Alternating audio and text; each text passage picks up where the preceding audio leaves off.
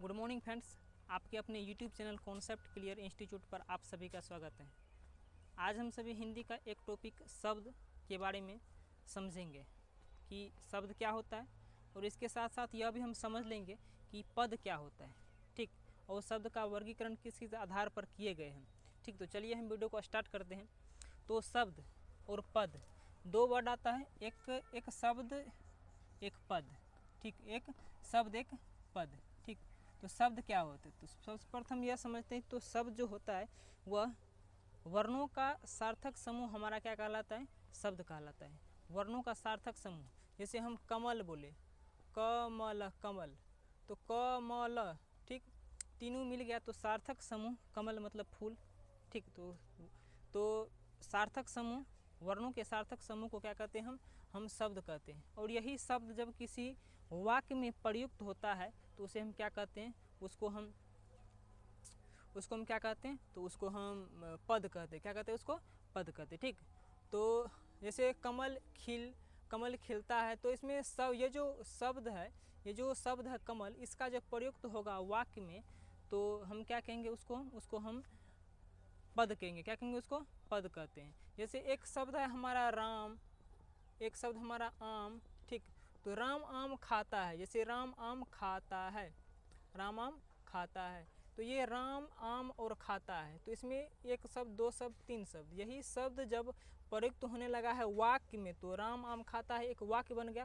तो इस वाक्य में जो राम प्रयुक्त हुआ, शब्द आम प्रयुक्त हुआ और खाता प्रयुक्त हुआ, तो इसको हम क्या कहेंगे, एक को हम कहेंगे पद, इसको भी कहेंगे पद, इसको भी तब कहेंगे हम पद। ठीक, वाक्य में जब प्रयुक्त होता है कोई भी शब्द तो उस शब्द को क्या कहते हैं, उस शब्द को हम पद कहते हैं। ठीक, तो चलिए हम शब्द को समझते हैं। सर्वप्रथम शब्द कितने, शब्द के हिंदी भाषा में शब्द को कितने भागों में वर्गीकरण किया गया है। ठीक, तो शब्द को जो वर्गीकरण किया गया है, कई आधारों पर शब्द का वर्गीकरण किया गया है। तो पहला आधार को समझते हैं। तो पहला आधार जो हमारा होता है उत्पत्ति, स्रोत या इतिहास। उत्पत्ति कह सकते हैं, स्रोत कह सकते हैं, या इतिहास के आधार पर शब्द जो होते हैं वो 5 प्रकार के होते हैं। ठीक, तो पहला तत्सम शब्द है, तद्भव शब्द, देशज शब्द, विदेशज शब्द और संकर शब्द।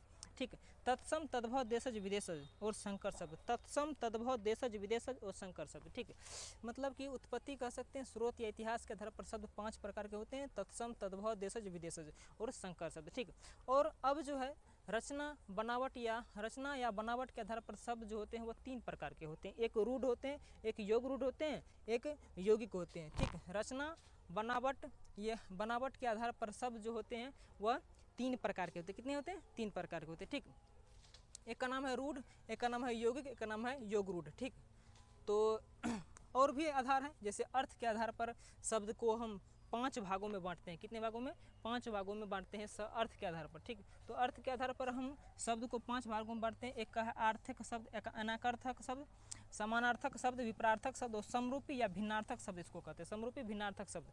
ठीक, मतलब अर्थ के आधार पर शब्द को जो है शब्द का वर्गीकरण किया जो गया है, तो 5 भागों में वर्गीकृत किया गया है। ठीक है, तो पहला का नाम है एकार्थिक, दूसरा का नाम है अनेकार्थिक, तीसरा का नाम है समानार्थक और तीसरा का नाम है विपरार्थक, चौथा का नाम है समरूपी भिन्नार्थक शब्द। ठीक, इसको समझे। अब व्याकरणिक ये रूप या प्रयोग के आधार पर शब्द को 2 भागों में बांटते हैं, एक विकारी शब्द, एक अविकारी शब्द। ठीक, तो हम समझे कि शब्दों का वर्गीकरण जो किया गया है वह कई आधारों पे किया गया है, और आधार जो किया गया है शब्द का वर्गीकरण तो वह कई प्रकार के होते हैं। ठीक, तो अगले वीडियो हम यह समझेंगे कि उत्पत्ति, स्रोत या इतिहास के आधार पर शब्द जो होते हैं 5 प्रकार के होते थे। इस 5 प्रकार को हम अगले वीडियो में समझेंगे। Thank you, have a nice day.